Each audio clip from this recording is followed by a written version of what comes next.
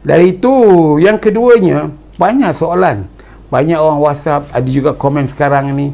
Saya ni orang UMNO, kenapa duk komen dengan UMNO? Saya kata very simple. Saya ni orang UMNO lah, kerana saya buat komen. Kenapa saya nak komen parti pembangkang? Pertama, saya bukan mengundi, bukan calon dan bukan UMNO bahagian di Melaka. Saya seorang pemerhati politik. Dalam masa yang saya boleh analisa. Saya seorang moderator yang boleh menyual orang.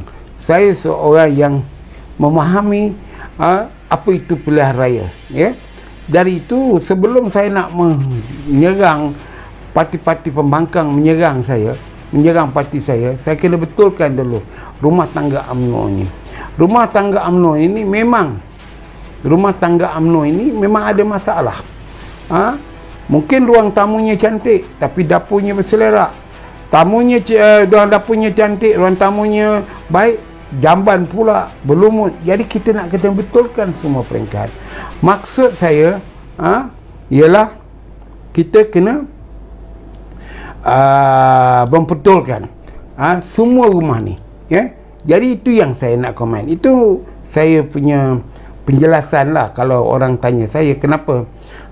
Jadi saya harap tuan-tuan dan puan beri komen dalam live saya ni cara beradab, sopan santun dan isu. Jadi jangan sampai lepas saya tamat live ini saya terkajang keluar, ya. Sejak saya terkajang keluar berpuluh-puluh orang, malah beratus orang, nampaknya okeylah komen-komen itu. Tak setuju dengan saya, komen hujah saya. Jangan timbulkan isu-isu yang berbentuk peribadi. Itu namanya anak haram. Jadi komen, berikan hujah, saya boleh terima, saya tak ada masalah. Tapi kalau komen-komen menyakitkan hati, cuba tak apa, kerana saya sekarang tengah live, saya tak boleh buat apa. Lepas ni kan saya cari balik, saya tergajang lah. Jadi anda boleh komen apa saja anda suka, sementara saya belum habis lagi live ini. Yang ketiga, berhubung dengan kenyataan seorang profesor. Dia ni orang Negeri Sembilan, orang Batu Kikir. Saya kenal dia. Terhadap sistem lompat-melompat ni dah ada dalam sejarah. Dia sebut pula nama seperti Dato' On bin Jaafar. Dato' On tidak melompat, dia berhenti jadi UMNO, keluar pada UMNO.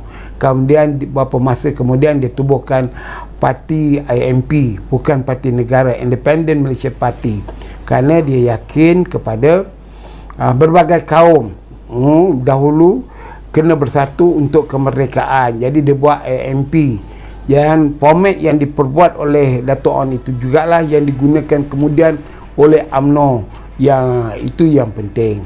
Yang keduanya ialah pemimpin UMNO seperti Dr. Mahathir. Dia tak pernah lompat parti, dia dipecat. Dia hanya berceramah sekali, ya, di tangan di pentas PAS tahun 72 di pilihan raya Kapar.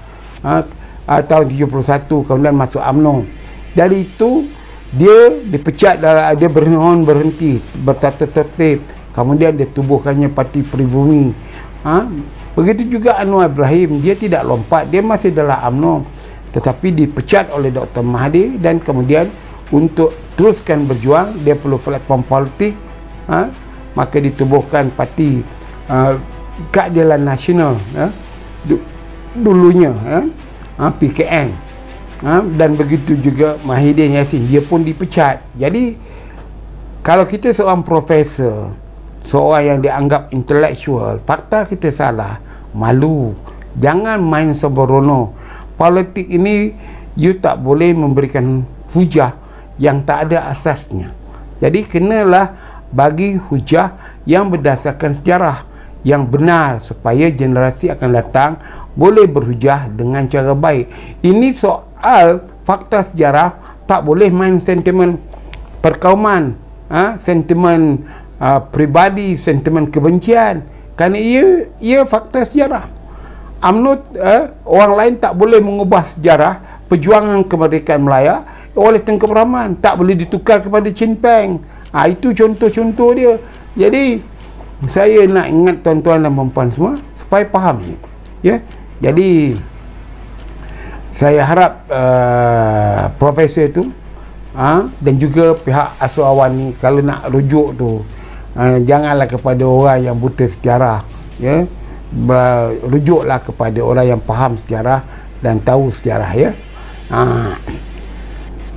Jadi itu yang ketiga. Yang keempat, saya nak beritahu kepada tuan-tuan dan puan ialah siapa menang. Siapa menang ni, ini yang masalah. Saya dah beritahu tadi bahawa permulaan penamaan calon PKR sudah ada 8. Apa dia Pakatan Harapan, 8 kursi dia dah boleh dia kira menang. Bertambah pula timbul isu calon Barisan Nasional ke sidang, dia dikeluarkan perkara yang dia bercakap yang tidak nampak lancar bahasa Melayunya, dan benda itu telah viral. Jadi jelaslah bahawa MCA pun tidak diberikan tekanan ataupun taklimat kepada calon-calon supaya berhati-hati membuat kenyataan media yang berbentuk audiovisual. Kalau nak buat kenyataan bertulis, kita boleh betul. Ini dia sendiri yang bercakap. Dan itu jelaslah sejumlah 8 kursi yang ditandingi oleh DAP seperti tahun yang lalu, 2018, akan dimenangi semula. Dari itu saya rasa dalam keadaan sekarang, 2 parti iaitu Amanah dan PKR dalam hari ini telah memberikan 2 kursi yang dia yakin menang. Ada 10 ya. Jadi apa yang perlu saya nak katakan, ya,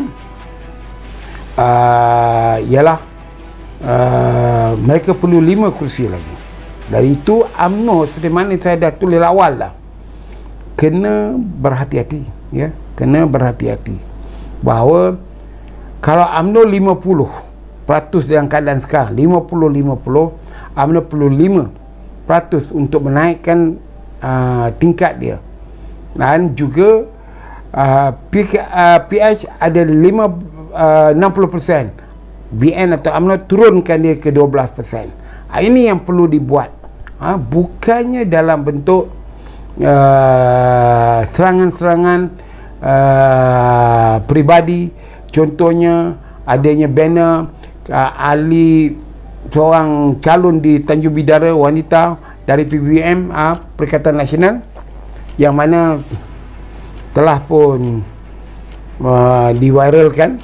Gaji ahli parlimen 18,000, gaji menteri 25,000. Jadi dah 30 apa tu, 25 campur dah 33,000. Kemudian gaji adun 10,000. Gaji ni semua diluluskan juga oleh ahli parlimen dan ahli Dewan Negeri. Jadi kalau benda-benda macam ni pula, saya lihat bahawa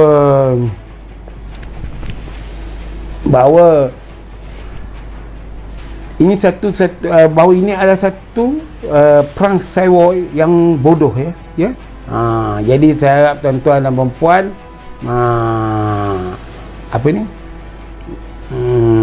faham, ya. Jadi Muhammad Safwan ni saya akan terajang hanya malam ini saja dia boleh komen. Malam esok saya tetap malam akan buat media sosial ni, dia tak ada lagi. Ni memanglah saya rasa Muhammad Safwan ni anak haram. Jadi itu sebab jadi begitu, tidak tertib, tidak bertamadun dan anak kurang hajar. Ini kerana salah mak bapak dia lah. Jadi saya dah cakap hari ni 3 perkara. Jadi tuan-tuan dan puan, supaya faham isu ini, saya ucapkan selamat malam, dan kita berjumpa lagi malam esok. Dan saya masuk dalam komen saya yang apa saya tulis, dan juga saya tak nak bercakap panjang sampai 2 jam. Cukup sekadar apa yang saya boleh cakap pada malam ini dalam perkara-perkara yang saya bangkitkan, iaitu perkara video klip, dalam isu keadaan kursi sekarang ini dan sebagainya, dan kenapa saya orang UMNO memilih UMNO. Jadi itu sajalah tuan-tuan dan puan-puan. Memang saya live ini sekejap, jadi Saya minta maaf pada mereka yang akan saya terkadang keluar, termasuk Muhammad Sapuan ini, anak haram ni, daripada Facebook saya. Sekian, terima kasih. Assalamualaikum warahmatullahi wabarakatuh.